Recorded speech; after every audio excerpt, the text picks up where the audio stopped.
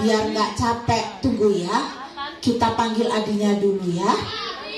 Adi.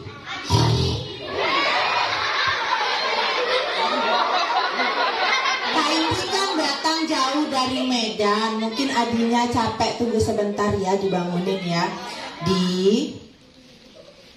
Adi.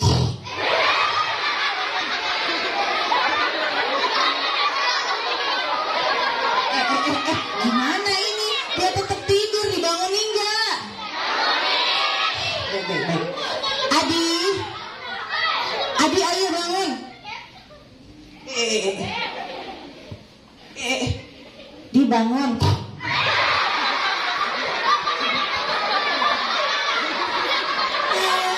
Kayaknya perlu bantuan teman-teman ini. Bantuin panggil ya. Kalau kakak hitung 1, 2, 3. Ya, benar.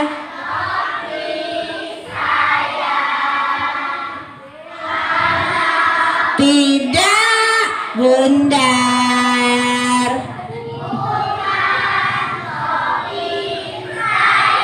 Jadi topi siapa? Ya bukan topi kamu, pokoknya topi orang lain. Masa sih lagu yang sesederhana itu nggak bisa? Kalau gitu Adi nyanyi salawat aja, boleh? Boleh. Boleh? Oh nggak boleh kak katanya. Hah? Boleh nggak? Tuh kan nggak boleh. Boleh nggak? Boleh. Hah? Apa? Adi nyanyi apa? Nyanyi lagu salawat? Iya, coba.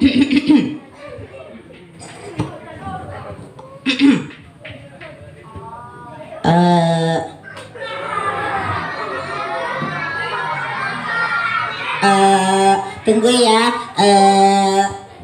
Kakinya kok jatuh? Tunggu ya.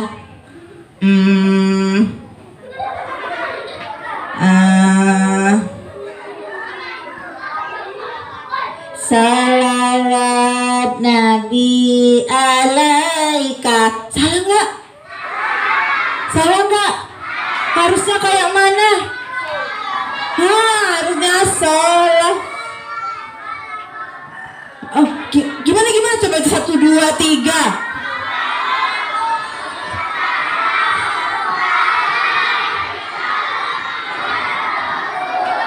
Salam alaika wa habib, salam alaika, salawatullah alaika. Coba sekarang siapa tadi namanya? Si Adi. Gimana ajarin? Nah, lagi ya. 1, 2, 3. Ya Nabi salam alaika, ya Rasul salam alaika, ya Habib salam alaika, salawatullah alaika. Gitu kak. Iya, terima kasih sama teman-teman yang udah ngajarin. Pakai dasi kupu-kupu. Iya. Itu aku enak aja. Tapi tadi yang jawab serentak, ternyata sampai sini pinter-pinter, tepuk tangan dulu dong. Kakak, ya. Adi mau nyanyi lagu terakhir. Nyanyi lagu apa? Bangun tidur. Oh boleh. Dengerin ya. Bangun tidur, ku terus mandi. Tidak lupa menggosok gigi. Habis mandi ku tolong ibu. Habis itu ku tidur lagi. Kok jadi tidur? Ngantuk kak. Oh Adi ngantuk. Ya udah kalau gitu Adi sama Om Denny aja ya. Oh gitu ya. Mana ya omku? Om, aku mau tidur sama omku. Ada lihat nggak omku? Om, mana? Om.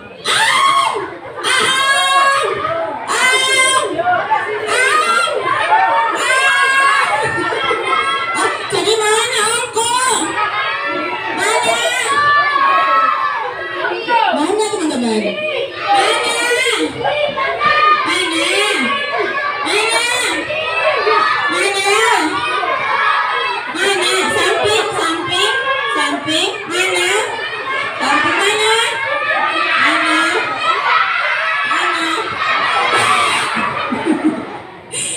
Adi kalau mau tidur sama Om Denny ya. Oh iya, Om mau tidur. Belum Di. Oh iya belum. Dadah teman-teman. Kok dadah, ucapkan salam. Salam. Ya astagfirullahaladzim. Assalamualaikum Di. Waalaikumsalam. Ya Allah. Dah Om. Ih, tunggu Om. Jangan digelitikin ya, geli.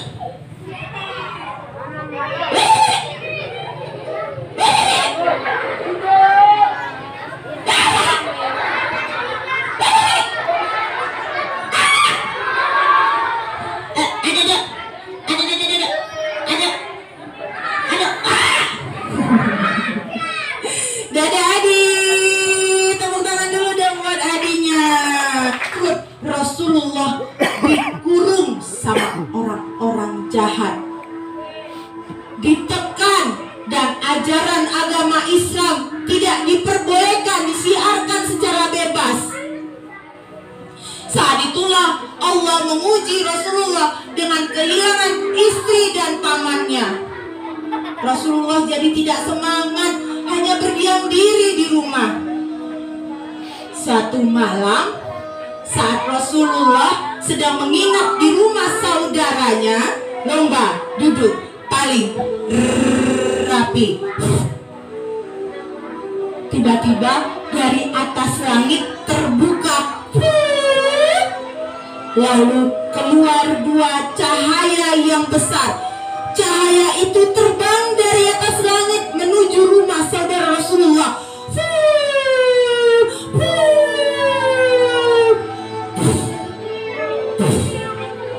Cahaya itu membentuk dua sosok, dua malaikat Jibril dan malaikat Mikail. Mereka menjumpai Rasulullah yang dalam keadaan yang sedih, bertanya, Rasulullah, aku datang atas perintah Allah. Rasulullah bertanya, ada apa? Apakah ada lagi yang harus aku lakukan? Apa ada yang harus aku kerjakan? Malaikat Jibril berkata, hari ini kami akan membawamu ke sebuah tempat. Itu adalah perintah Allah. Maka Rasulullah digandeng dua malaikat pergi ke Masjidil Haram. Dan kemudian disediakan sebuah tunggangan. Tunggangannya seperti kuda berwarna putih bersayap. Apa namanya? Burkok. Apa? Buruk teman-teman. Buruk itu melebihi kecepatan pesawat yang paling cepat sekarang ini yang ada. Masjidil Haram berada di kota Mekah. Kemudian mereka naik. Kemudian mereka terbang, tapi bukan seperti itu, melainkan dengan kecepatan mata. Tibalah mereka ke Masjidil Aqsa. Masjidil Aqsa pada waktu itu keadaannya sangat menyedihkan teman-teman. Dijadikan tempat sampah, kotor. Karena waktu itu Masjidil Aqsa berada di dalam bawah jajahan Rumania. Masjid itu tidak digunakan, meskipun masjid itu indah dengan kubahnya yang besar. Lalu Rasulullah sholat 2 rakaat di situ. Rasulullah sedih sekali karena masjid seindah ini tidak digunakan oleh orang-orangnya. Tidak bisa digunakan karena sudah penuh dengan sampah-sampah. Saat Rasulullah sholat, tiba-tiba lewat sesosok yang mengerikan.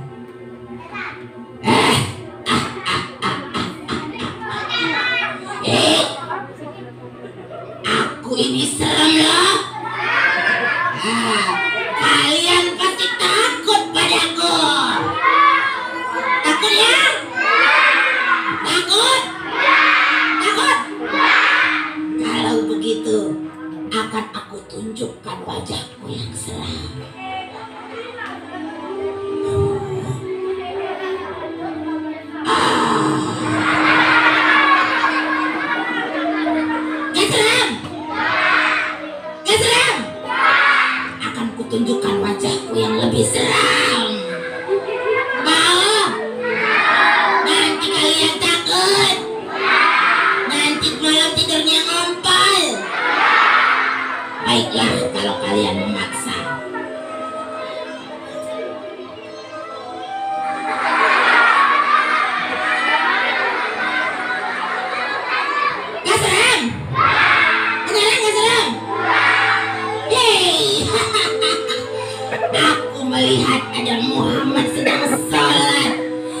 Ini adalah kesempatanku untuk membalas dendamku.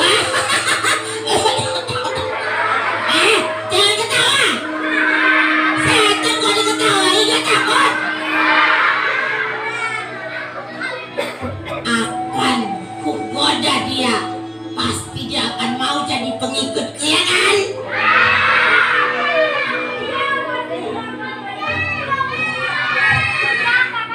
Akan kubuat Muhammad menjadi pengikutku. Kalau Muhammad menjadi pengikutku, maka dia akan bersamaku di tempatku. Kalian tahu rumahku di mana? Mau ikut? Ayo, ayo, ayo. Di rumahku banyak orang-orang terkenal yang suka joget-joget nggak pakai jilbab.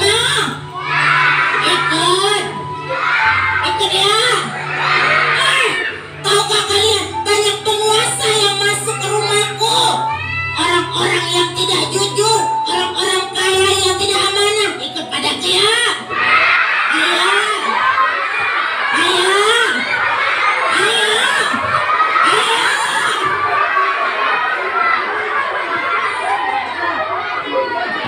Setan mendekat perlahan-lahan. Jangan berisik, nanti Muhammad tahu aku mendekatinya. Jangan bilang, woi itu jangan ya. Aku bilang jangan.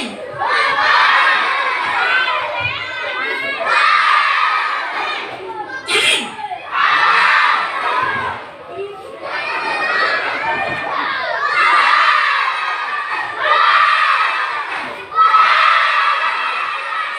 Tapi Rasulullah kita telinganya sangat tajam. Ketika ia mendengar ada bisikan sedikit saja, angin seliwar sedikit saja, Rasulullah langsung melihat. Auzubillahi minasyaitonirrajim. Setannya tidak bisa mendengar seperti itu. Dia langsung terpelanting belakang.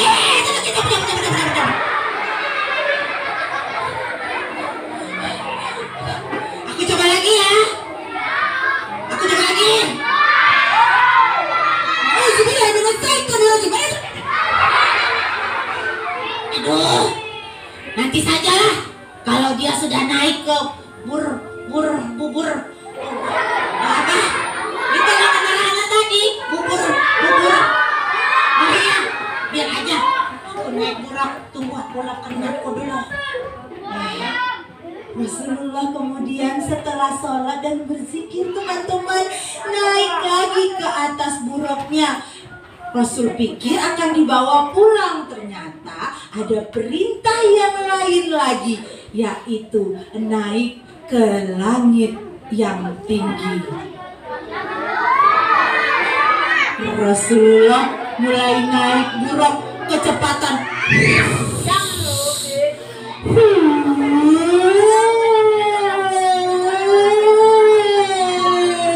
Langit itu tinggi loh, terus ada awan-awannya, jadi buruknya itu melewati awan-awan yang gelap.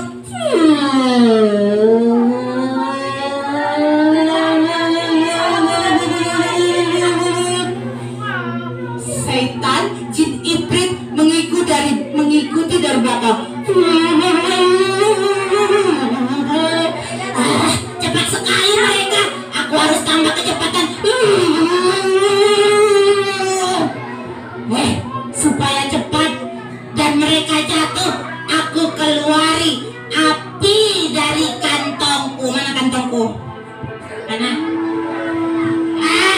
Ada kantong nih. Aku keluari api. Akan kulempar kepada Rasul kalian api ini, biar ekor burung terbakar. Boleh? Boleh? Mereka cepat sekali, aku ketinggalan.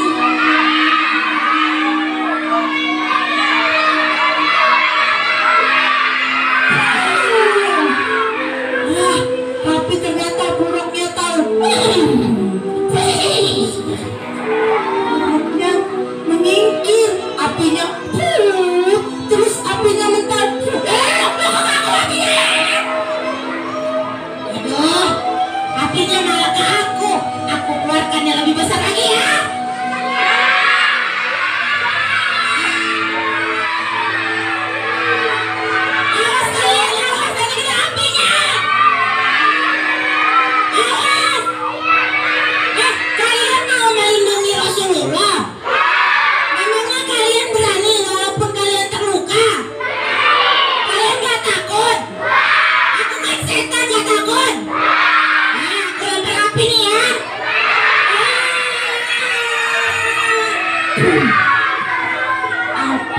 tersebut kembali menyerang burung. Burungnya nyolok lagi. Apinya menabrak angin, dan saat itu Rasulullah melihat ke belakang lalu membaca ayat kursi. Pada saat ayat kursi dibacakan, setannya langsung kecepatannya dari yang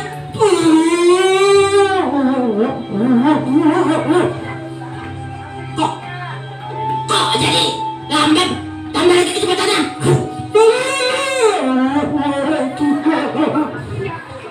Tambah lagi kecepatannya.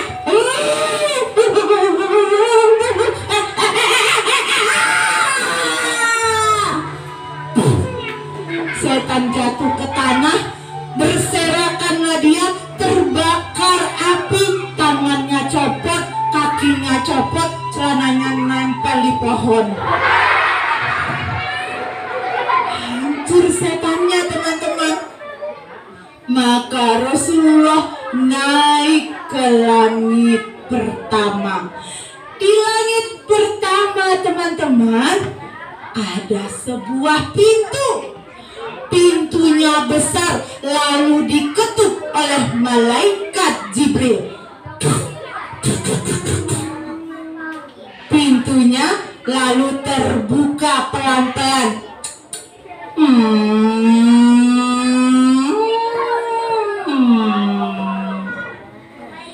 Ternyata yang membuka adalah manusia pertama diciptakan oleh siapa? Benar, Nabi yang pertama diciptakan oleh Allah yang terbuat dari tanah adalah Nabi Adam. Nabi Adam lalu menyambut Rasulullah dan memberi syafaatnya. Rasulullah senang sekali ketemu sama Nabi Adam. Setelah bercakap-cakap, mereka tadinya kan di langit ke-1. Habis langit 1, langit berapa? Di langit kedua, pintunya lebih besar lagi, lebih mewah lagi, terbuka. Ada nabi yang keistimewaannya bisa menghidupkan orang mati. Siapa itu? Nabi yang tidak mati tapi diangkat ke atas langit, yang nanti waktu hari kiamat turun dan membenarkan agama Islam. Nabi apa itu? Nabi Isa.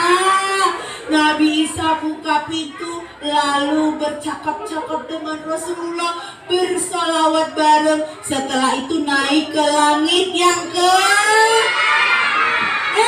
di langit yang ketiga ada manusia terganteng nomor 2 di dunia setelah Rasulullah. Nabi apa ya?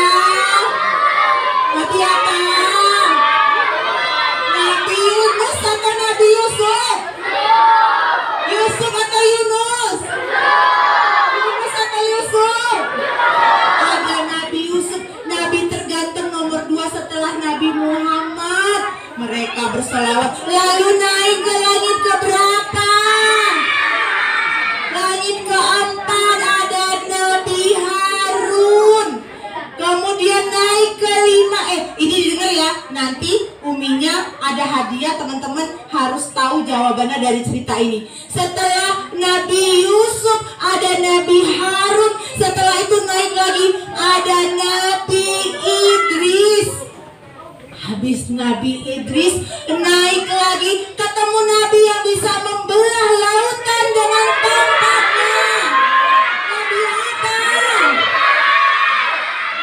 Nabi Musa. Lalu terakhir dia ketemu Rasulullah, kita ketemu sama bapaknya para nabi.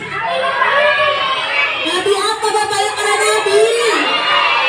Nabi Ibrahim. Lalu setelah naik ke lantai-lantai bertemu dengan nabi-nabi, Rasulullah dibawa ke sebuah pohon yang bernama Sidratul Muntaha. Dan di situ terdengar suara menyerupai almarhum Abu Thalib, pamannya Rasul. Ya Muhammad, kenapa kau bersedih? Aku bersedih pamanku dan kehilangan istriku. Kalau begitu aku akan beri kau hadiah. Rasulullah dikasih hadiah. Teman-teman kalau sedih dikasih hadiah seneng gak? Kalau teman-teman lagi sedih siapa yang suka ngasih hadiah? Mama. Siapa lagi yang ngasih hadiah? Kalau Rasulullah yang ngasih hadiah waktu sedih siapa? Allah yang ngasih. Allah kasih hadiahnya adalah iya dikasih mobil-mobilan mau Nabi kita? Ya enggak lah. Jadi dikasih apa? Bukan, Al-Quran sudah turun. Dikasih apa? Bukan Al-Quran. Dikasih apa? Iya, dikasih jaminan. Dikasih jaminan masuk surga, langsung dikasih kunci untuk masuk surga. Tapi syaratnya harus sholat. Kalian kalau dikasih hadiah mau yang sedikit atau yang banyak? Yang sedikit aja. Yang sedikit atau yang banyak? Yakin yang banyak? Maka Allah memberikan hadiah banyak. Disuruh sholat wajib 1 hari dari pagi sampai malam 50 kali. Mau? Mau? Sanggup? Rasulullah senang dikasih hadiah banyak. Lalu turun ketemu sama Nabi Musa. Muhammad ya Rasul, jangan kau terima banyak-banyak hadiah itu. Kau mau bagi sama umatmu enggak? Mau. Tapi 50 kali sholat sehari semalam itu terlalu banyak. Nanti di masa yang akan datang umatmu kecil-kecil, umatmu enggak mampu melakukan sholat banyak-banyak. Minta kurang hadiahnya, minta kurang.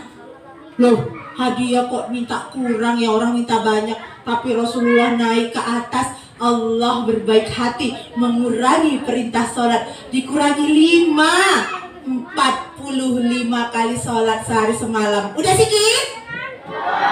Turun lagi Rasulullah.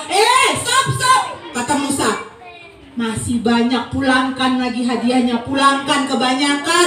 Nanti gak sanggup. Nanti umatmu gak bisa sekolah sholat terus. Rasulullah naik. Ya Allah, kurangkanlah hadiahnya. Jangan banyak-banyak. Ya udah, Allah kurangkan 5 lagi dari 45 kurang 5 jadi alhamdulillah. Udah sedikit ya. Turun lagi. Stop.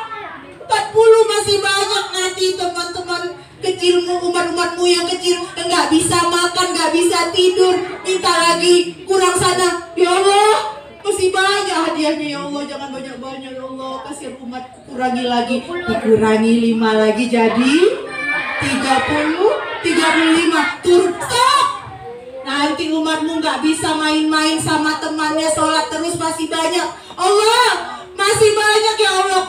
Aku kembalikan lagi lah ya Allah, kurangin. Dikurangi 5, 35 kurang 5 jadi 30. Alhamdulillah turun lagi. Stop. Nanti umatmu nggak bisa lagi ngerjain PR. Minta kurang. Naik. Turun. Naik.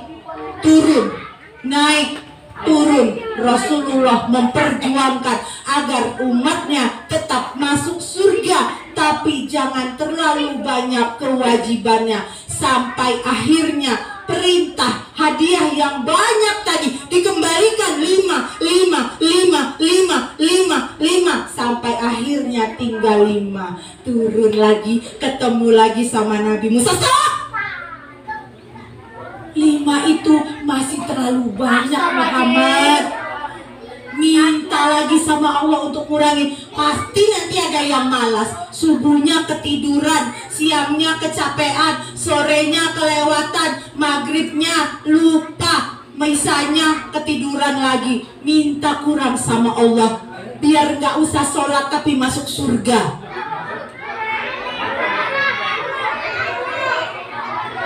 Kira-kira Rasulullah mau nggak? Rasulullah mau nggak? Orang dikasih hadiah kok semuanya dikembalikan. Kita kalau dikasih hadiah malu nggak dibalikin semuanya? Malu. Maka Rasulullah bilang nggak apa-apa. Insya Allah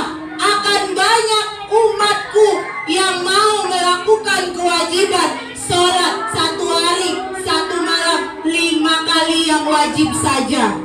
Maka kemudian dibagi teman-teman, diajari Rasulullah kalau subuh supaya tidak terlalu lama sholatnya, maka perintahnya hanya 2 rakaat. Kemudian siang hari karena saat istirahat jadi berapa rakaat? 4. Kemudian sore hari karena agak senggang berapa rakaat? 4. Kalau maghrib karena pertengahan dari sore ke malam nggak banyak-banyak, cuman mau tidur dikasih sholat supaya nggak mimpi buruk, supaya mimpinya nggak ketemu setan, disuruh sholat berapa rakaat? 4 rakaat. Sehingga total rakaatnya sebanyak berapa? Berapa? 17 rakaat saja. Wah, teman-teman, hadiah itu kemudian dibagi kepada umatnya supaya umatnya bisa sama-sama beliau ketemu di surga. Kira-kira itulah dia teman-teman, peristiwa Isra dan Mi'raj. Setelah itu Rasulullah masih juga dikejar-kejar sama orang-orang. Maka Rasulullah memutuskan untuk hijrah dari kota Mekah ke kota. Saat itu penduduk Mekah sedang merencanakan untuk menangkap Rasul. Umat Muhammad, aku lihat kalian semakin banyak. Memangnya Islam itu bagus? Memangnya Islam itu agama yang bagus? Aku tidak percaya. Kami orang-orang kafir Quraisy tidak suka dengan Muhammad. Malam ini kami akan menangkap Muhammad. Boleh ya? Aku sudah tahu di mana Muhammad bersembunyi. Malam ini akan kami tangkap dia. Hei, pasukanku, ayo semuanya kumpul. Ya Tuhan, apa kabar Tuhan? Siap menerima perintah. Kau siapkan pasukan kita. Kita akan menangkap Muhammad karena pengikutnya semakin banyak. Oke. Kita akan segera menangkap Muhammad malam ini. Kita siapkan parang yang tajam, kita siapkan tombak yang panjang, dan kita akan tangkap dia di rumah sahabatnya. Kalian tidak akan bisa menolongnya. Tidak bisa. Tidak bisa. Maka mereka sengaja berangkat memadamkan obor-obor mereka, teman-teman. Tapi lagi-lagi malaikat Jibril sudah memberitahu bahwa akan ada orang-orang jahat yang akan menangkap Rasul. Rasul pindah rumah ke sebelah sana, dan di tempat tidur Rasul yang di sebelah sini ada Ali betul-betul ditutupi selimutnya.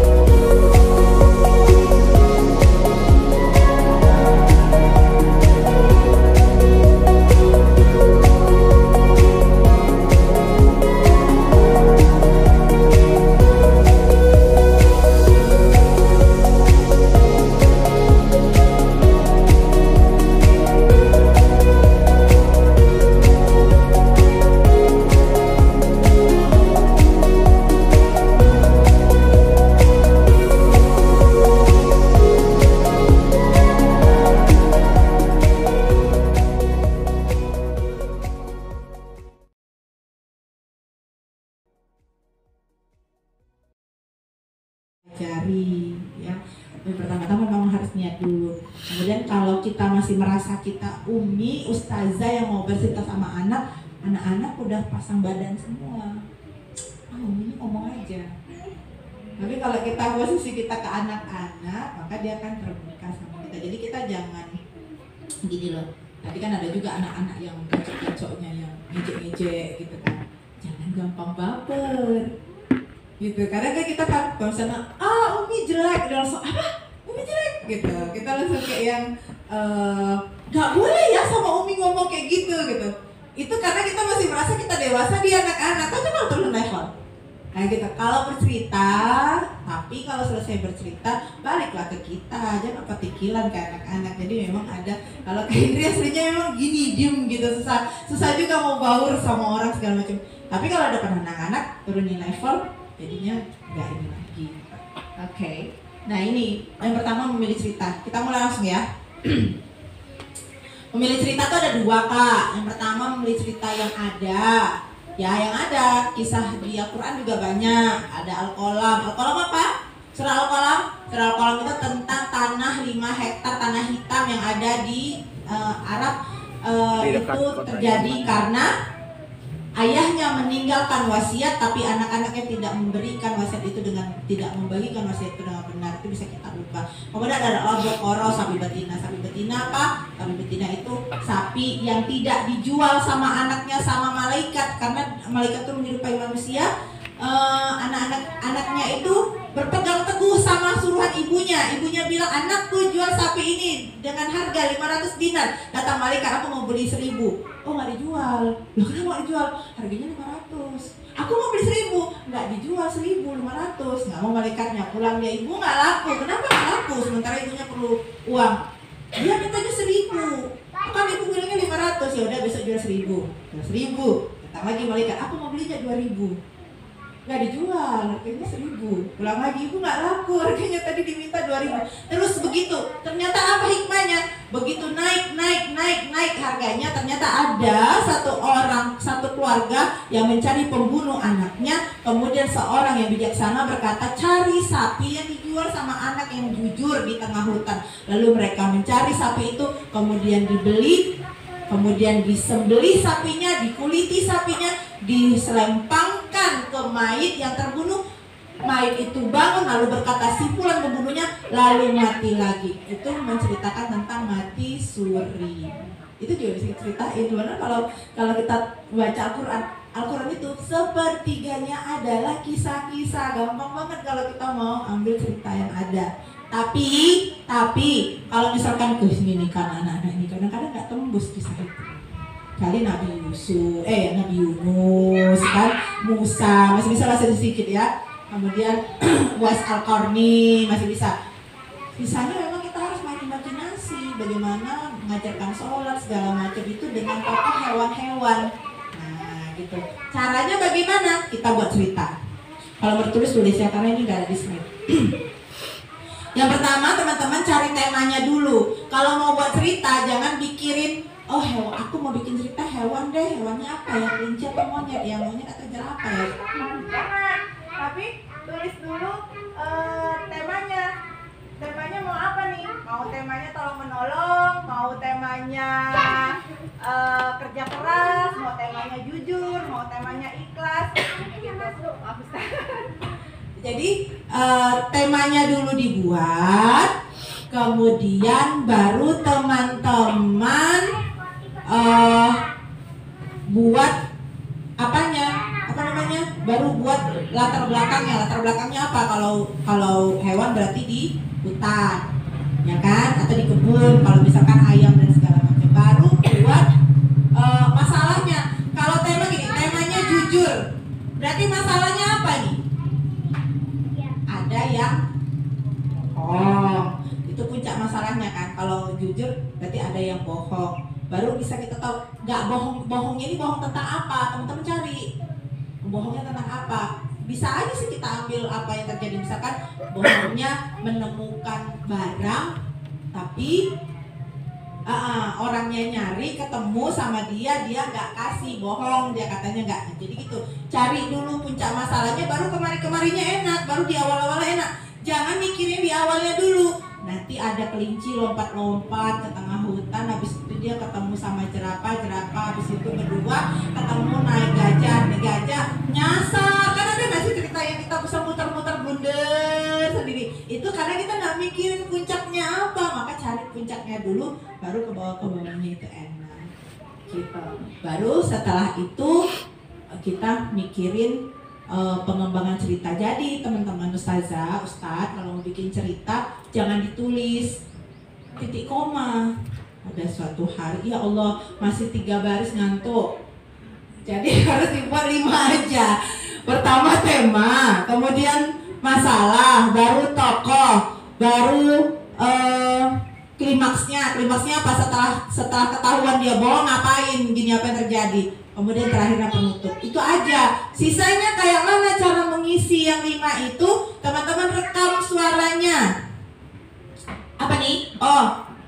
Temanya tadi jujur. Oh iya, tokohnya berarti kucing misalkan. Kucing. Udah, ada seekor kucing, teman-teman rekam. Sambil kita belajar artikulasi ngomong. Kak Indri ini dulunya nggak kayak gini-gini banget ngomongnya. Jadi masih kayak yang bisa tuh di sebuah hutan yang pohonnya tinggi-tinggi sekali, kan gak enak dengernya. Ulang lagi, hapus. Di sebuah hutan yang berimbun, apaan berimbun? Hapus, ulang lagi. Sampai kita, kenapa? Itu tadi, berbicara, bercerita membutuhkan latihan artikulasi yang tepat, penggunaan kata yang tepat. Teman-teman kalau mau dongeng, mau cerita, kalimat-kalimat yang disampaikan itu dipangkas, jangan panjang-panjang. Misalkan gini, yang panjang ya, dipanjang nih. Kebiasaan kita waktu pertama-tama dongeng.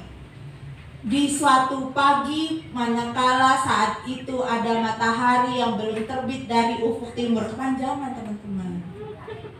Tapi memang ada nggak sih yang kayak gitu?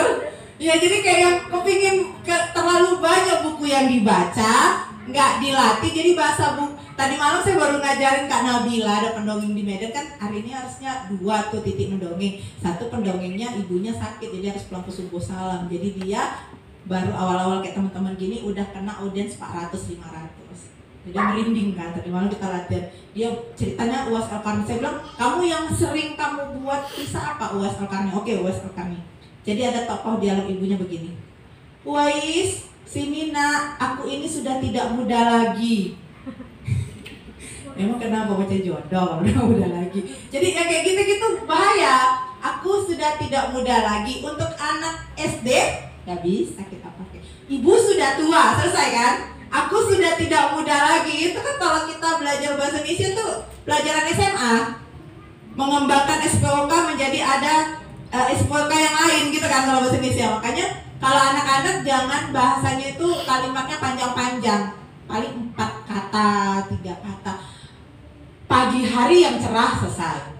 Jangan di suatu pagi ketika matahari masih malu-malu muncul di ufuk timur, dibalut gunung yang tinggi. Kepanjangan kanannya nggak kebayang imajinasi. Tapi kalau dibuat di pagi hari yang cerah, dah selesai. Kebayang. Jadi teman-teman, bercerita ini adalah cara seni kita menumbuhkan imajinasi. Maka yang dibutuhkan itu detail. Misalkan dari awal cerita nih ya, nanti kita ngebutuhin suara. Nah, suaranya harus ada. Ustadz tadi suaranya udah ada, tapi saya perhatiin mukanya masih Ustadz mukanya. Jadi beberapa saya ngeliat modalnya udah ada, kayak Ustazah suaranya udah lembut, narasinya bagus sekali. Yang tadi MC suaranya, wah bagus banget suara kakaknya, kayak penyiar Prambors. Tapi bagaimana ketika menjadi tokoh semut, tokoh ininya setan misalkan ya. Jangan takut ketika teman-teman berlaku seperti setan. Kayak ini nggak ada tuh satu yang manggil, hei setan gitu, nggak ada. Tapi ketika di panggung mereka setan gitu. Jangan takut, kita akan berubah image dari Umi menjadi setan atau monyet atau apa gitu, nggak akan. Yang penting selama konteks bercerita kita mampu menyampaikan imajinasinya. Kemudian menyesuaikan panggung itu teman-teman. Ini udah bagus sih sebenarnya. Cuman tadi ini Kalau untuk outdoor ini sebenarnya pecah nih suaranya. Kalau untuk teman-teman segini oke, tadi 200-an loh, pecah dia. Jadi harus yang bulat sekali sebenarnya gitu. Nah, makanya tadi Kak Indri banyak olah gerak karena ini nggak berfungsi maksimal. Nah ini yang kalau teman-teman dongengnya di kelas aman segini, gini pun aman, ini masih aman. Tapi imajinasi suara seperti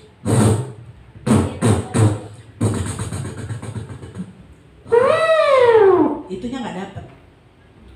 Kalau segini dapat ya, tapi tadi 200 kayak itu coba yang 200 anak nih, toko pintu, itu nggak dapet. Nah gitu deh, kayak gitu nggak dapet. Tapi sementara kita harus berimajinasi. Nanti kita ngomong kayak gitu, siap-siapin mulutnya supaya ludahnya nggak kemana-mana. Kan kita mau latihan itu. Kemudian kita tentu saja eksplorasi properti, kayak ada boneka tadi Ustadz udah coba, bagus sekali Ustadz. Untuk perform 10 anak memang kita baiknya duduk.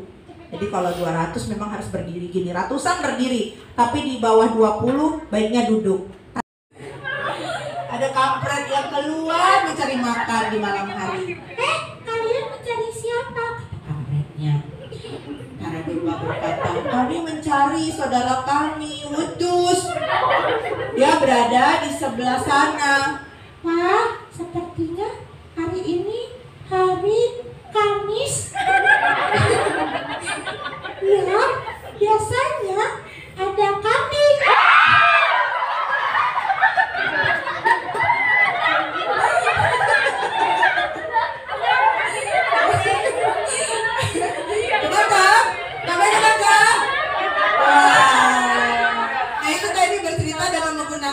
Sebagai propertinya kita ganti sekarang, bukan kambing lagi, masih seperti tadi, tapi kita pakai rabu ya, rabu. Oke. Hari ini adalah hari yang menyenangkan bagi Ika. Hari ini adalah hari di mana rasanya kan kelihatan kalau anaknya kagetannya, ada tremornya, kelihatan nih dari sini. Dimana rasa-rasanya dia bakal bertemu sama sesuatu hal yang menyenangkan. Wah, rasanya dia ingin segera bertemu sama hal-hal baik itu. Maka Ika keluar rumah dengan senang. Nah, saat dia berjalan, dia baru ingat ternyata hari ini adalah hari belum. Dimana hari ia harus belanja ke pasar. Maka ia belanja ke pasar Rabu.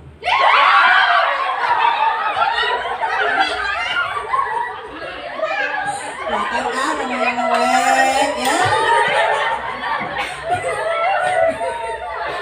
Oke, kita balik ke depan. Tepuk tangan dulu dong buat teman-teman. Itu kalau cerita yang sebenarnya menggunakan audiensnya itu anak-anak kita. Jadi kita nggak punya banyak pakai tenaga dalam, tapi hanya mengandalkan imajinasi. Nah yang begitu-begitu juga teman-teman, kalau misalkan belum terlatih, tulis aja. Ini misalkan kayak tadi Kamis, padanan Kamis apa? Kamidun, Kamisan, kampret, kampung, ya kan? Dicari kemudian diletak-letakkan di mana sehingga ketika di kegiatan kita juga nggak nge-lag apa nih mau kita bilang lagi clue-clue yang buat menjebak, buat ngeprank anak-anak gitu. Nah tapi ada kalanya nih kita harus dongeng di depan kelas begini, berkisah di depan kelas ini. Nah teman-teman harus punya, selain ya nih aku mau nih disuruh bercerita, udah harus ada kemauan, terus kan harus ada modal. Awal-awal tentu saja punya cerita. Udah Kak, udah punya cerita. Oke, udah punya cerita. Supaya cerita kita hidup, kita harus menunjukkannya di wajah kita. Buka yuk maskernya, mudah-mudahan gak ada yang corona, omikron, delta, politron ya, transmisi. Banyak banget varian penyakit sekarang di Indonesia, bingung kita. Oke. menggunakan ekspresi harus benar-benar seperti bagaimana seharusnya yang dikeluarkan. Contoh, kita mau cerita takut tapi muka kita gini, ih singanya ketakutan, ih takut sekali. Gak ada singa takut cengengesan, gak ada. Atau mau nangis, nangis dia, ya gitu. Jadi kalau memang nangis harus nangis. Jadi dan nggak cuman otot pipi dari mulut yang dipakai, tapi juga dari mata. Jadi ketika bercerita, mata lihat, nggak perlu 100% setiap saat melihat ke audiens, tapi bisa ngelihat ke sana, ngelihat ke sini. Apalagi ketika berdialog, misalkan singa dan tikus, sederhana aja. Kita di dalam otak udah tahu mau meletakkan singanya di sebelah kanan atau sebelah kiri. Singanya sebelah kanan, tikusnya sebelah kiri. Berarti kalau tikusnya ngomong menghadapnya ke sana. Ya udah tatap aja sana. Dan di sana tatap satu titik. Kalau Kak Idris sekarang natapnya itu proyektor. Tatap satu titik supaya mata kita terisi. Jangan kita mata kita gitu, jangan mencari. Jadi kan kita nggak bisa ngebayangin ada singa juga di depan kita kan. Tapi tatap satu titik itu berguna kalau teman-teman kalau lomba bercerita. Juri itu jeli sekali loh gitu. Jadi harus tatap satu titik supaya teman-teman fokus. Kemudian kalau jadi singa, pindahnya itu nggak usah yang kebanyakan, bisa cuma 3 langkah saja. 1, 2, 3, putar. Cari titiknya. Kayak itu sekarang nengok balon. Ini matanya nggak kosong. Gitu. Nah, kalau ngomong ya seperti ini, ngomongnya sama proyektor. Singa, apa kabar? Maaf ya, aku tadi menginjak ekormu. Ini mata kita fokus ke proyektor. Terus ketika pindah, teman-teman pindahnya jangan kosong. Maaf ya, aku tadi menginjak ekormu. Tidak ada maaf bagimu. Kosong. Tapi kalau nanti teman-teman berdialog, teman-teman sambil ngomong sambil jalan boleh. Enak saja, kau sudah menginjak ekorku, maka kau harus kuhukum. Nah, ini adalah balon. Jadi bertitik fokus ketika berdialog. Gitu. Dan atau bisa aja kalau misalkan posisinya lagi capek, bisa begini. Singa, Tikus kecil apa besar? Berarti ngeliatnya ke atas. singa, maafkan aku. Enak saja. Jadi bisa begini. Jadi blocking itu nggak mesti harus ke sana dan kemari. Paling kalau cuma satu kelas dan kita capek, tapi memang jadwal kita mendongeng gitu atau berkisah gitu, ambil aja balik-balik gitu. Hanya saja nanti mainnya di muka sama di tangan. Kalau gestur olah gerak kasar, olah gerak halus. Kalau takut teman-teman gimana? Bawaan badannya. Anak-anak. Ini anak-anak ya, contoh anak-anak ya, jangan kita. Kalau takut, aku nggak salah kok. Ya kalau perempuan kayak gitu, nomor 1 perempuan nggak pernah salah kan. Nomor 2 kalau salah ya nomor 1. Gak deh. Jadi kalau anak-anak salah gimana? Perhatiin, saya tuh guru saya adalah anak-anak. Jadi kalau saya mau cari ekspresi marah, ekspresi takut, saya lihat anak-anak. Soalnya mereka yang lucu gitu. Ada kan yang marahnya yang kayak gitu. Ada lagi yang kayak gitu. Jadi nyari ekspresinya itu sama anak-anak sama gestur. Dia tidak kehilang. Gini loh, berapa banyak sih anak-anak ini yang dekat sama ayah ibunya? Mungkin ayahnya kerja, atau mungkin ibunya jualan online yang handphone terus. Bisa jadi ada yang broken home. Nah, kita ini yang pengganti orang tuanya sebenarnya. Mau nggak mau peran itu kita ambil gitu selama 6 tahun. Kemudian mereka nggak gampang stres kalau teman-teman nasihatinnya melalui cerita. Anak-anak itu bukan pendengar yang baik teman-teman, tapi peniru yang sangat-sangat baik. Teman-teman sholat, dia akan sholat. Teman-teman tiktokan, maka dia akan tiktokan. Ini yang persoalan yang 2 hari yang lalu Kak Indri hadapi. Terus ngomong sama Ustadz, ini uang pesantrennya berapa? Ada satu anak teman di pesantren kan Ustadz, ustazahnya main TikTok. diajak santriwatinya. Merinding Kak Indri, Masya Allah, sebegitu mengerikan dunia ini sampai masuk ke ranah-ranah. Ada lagi satu orang pesantren perempuan, tadi ada yang mengerikan kan? Kita yang Masya Allah dunia ini gitu, masuk ke situ dia, penyimpangan sudah masuk ke ranah. Kalau dulu kan nggak ada di ranah pesantren itu, paling bandel-bandel gitulah gitu. Tapi sekarang udah sangat-sangat rentan sama yang begitu. Itu yang kita ini yang merasa masih ustazah dan ustadz yang masih mencintai anak-anak, benar-benar mencintai, kita harus sebenarnya memang 2-3 kali kerjanya lebih keras gitu. Oke, ngantuk semuanya, cari pasangan dulu. Ayo cari pasangan dulu, kita main-main sebentar, cari pasangan ya, kita cari pasangan. Ini lagu Al-Quran ada. Kita gimana bawaan badannya, anak-anak ini anak-anak ya, contoh anak-anak ya, jangan kita. Kalau takut, aku nggak salah kok. Kalau perempuan kayak gitu, nomor 1 perempuan nggak pernah salah kan, nomor 2 kalau besar kecil besar. Sekarang per kata bisa cicak, dinding, diam, ya, pelan-pelan aja ya, nanti keselimpet lidahnya. Jadi pakainya cicak di dinding, tapi ganti-ganti suaranya ya, per kata 1, 2, 3.